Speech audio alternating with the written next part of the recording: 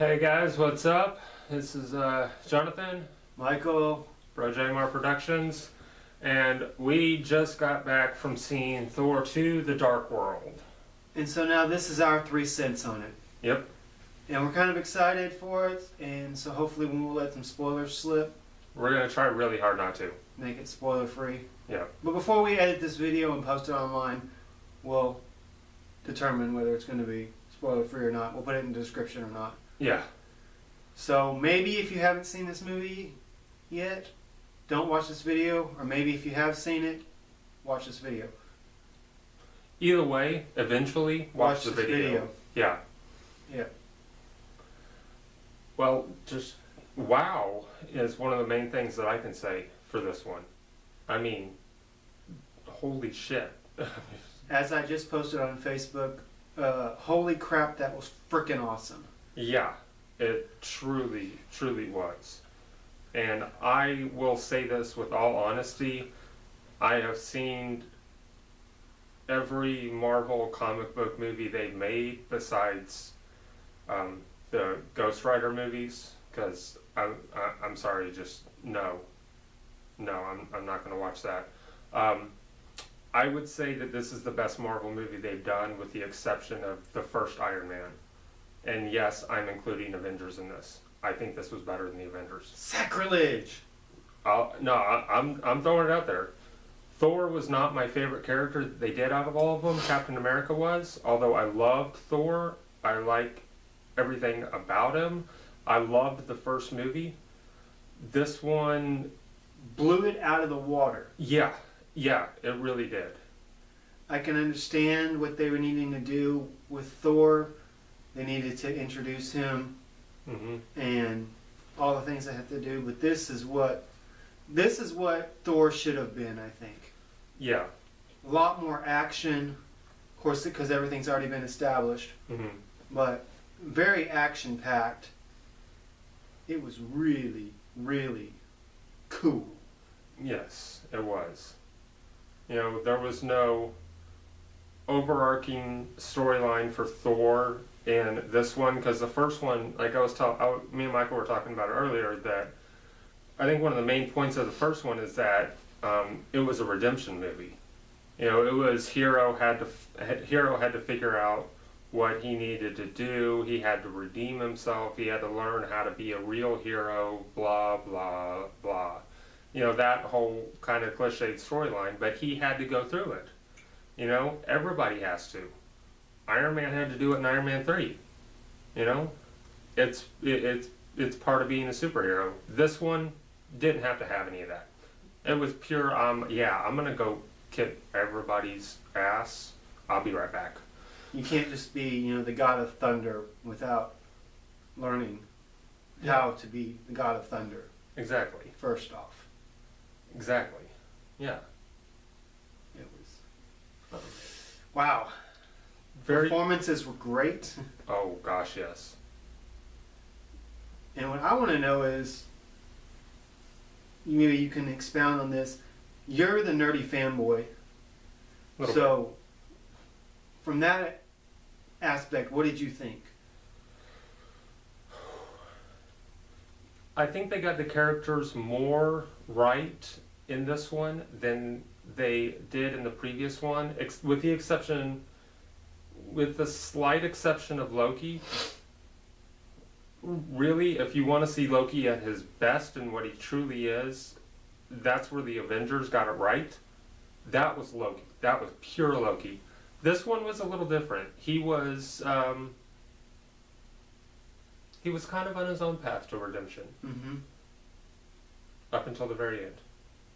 But we're not going to talk about that. That's one of those spoiler alerts. Yeah, and it's a big spoiler alert, so I'm not even going to say anything. But all I'm going to say is WTF. Yeah. Yes. That's all you need to say about it. Very much so. Was that not the most jacked up ending? Oh yeah. Yes. And by the way, we're talking about the actual end of the movie, not the after credit scene. Yeah. The after credit scene is something else completely that, I'll be honest, I'm not big enough of a fanboy to really know what that is, because I only know bits and pieces about the comic book side of the Marvel characters, you know. So I wasn't completely sure what that was all about, but oh gosh, Thor was at his best in this movie. Odin was perfect, and by the way, Marvel, that was one of the smartest decisions that you've ever made, was getting Anthony Hopkins to play Odin. That was almost a better decision than getting Robert Downey Jr. to play Iron Man. It's perfect casting. Excellent Absolute casting, yes. perfect. He's freaking Anthony Hopkins. Yeah. You know? Natalie Portman was very good in this. I think she did a great job with her character, and I will say this is the best that I've seen her look since probably episode 2. Star Wars episode 2. She looks so great in this. And as a segue to that, did you not feel there was a lot of Star Wars put into that movie? There was. There was. Really Besides the fact of Natalie Portman, you know, the things that she had to go through, and I don't want to say anything more about that case that could be considered a spoiler. Yeah. But I saw a lot of similarities. That and just the movie itself, there was a lot of sci-fi space. Yeah. And even the sound effects sounded kind of similar. There was some big sci-fi elements in this one. Yeah. And there was kind of a feel almost of Aliens in some of it, kind of a horror sci-fi type aspect, especially when they're on the ship. Just because when they got on that ship, the first thing I thought of was, I was like, alien, huge alien, you know. I was expecting to see a xenomorph pop out somewhere, anywhere, you know. But I gotta say, she definitely traded up from Hayden Christensen. Oh, yeah. Well, let's put it this way: she definitely traded up from Anakin Skywalker to Thor. Thor, yeah, yeah. I was thinking, you know, they should have had Chris Hemsworth play. Oh my God! Could you have imagined that? That would have been awesome. Yeah, that would have been. Oh my gosh, Chris Hemsworth as Anakin Skywalker. Everybody just stop and think about it for a second. Just take. Okay. 5 seconds. Yep. Wow. Yes. Okay. Moving on. One of the things I want to talk about is, you know me, I always talk about the technical side of it. Oh my God, was this movie beautiful? Mm-hmm. Oh gosh, yes. Now we saw it in 3D and we saw it on the extreme screen at the rave theaters, but this movie was so pretty. Cinematic is whatever. I'm just too excited about this, but it looked so good. Because especially when they're in that what was it, the room where you move into different realms, and the Bifrost. Bifrost, yeah. When you looked out and you saw space, and it was just like, wow, that's like. Oh gosh, yes. I mean. And the 3D was perfect for this movie. It was a very good blend, and it's a great depth of field blend. There was only 1 or 2 instances that I can think of where it looked a little flat or a little fuzzy, but I mean, it's too hard to get that perfect. You know, I can't think of a movie so far that I've seen, although I've only seen like 4 movies now, probably in the theater in 3D. I mean, even Avatar couldn't get it right. Yeah. And that was about as close as you can get. But this was so bright, and just, oh my gosh, it was so pretty. Yeah. It did look good, because I thought that it was a nice blend, because they went from, I mean, gosh, they hit 4 different worlds in this one. They go from Earth to they're on Earth, they're on Asgard, they're on Vanaheim, they're on Jotunheim, and then they're on one more, the one in the very beginning where the big battle was, where Thor came in and saved the day, which was hilarious, by the way. David and Goliath. Yeah. That's immediately I thought, David and Goliath. Yeah. As soon as, wow. They go to so many different worlds in this one, so it's such a mix of color palettes.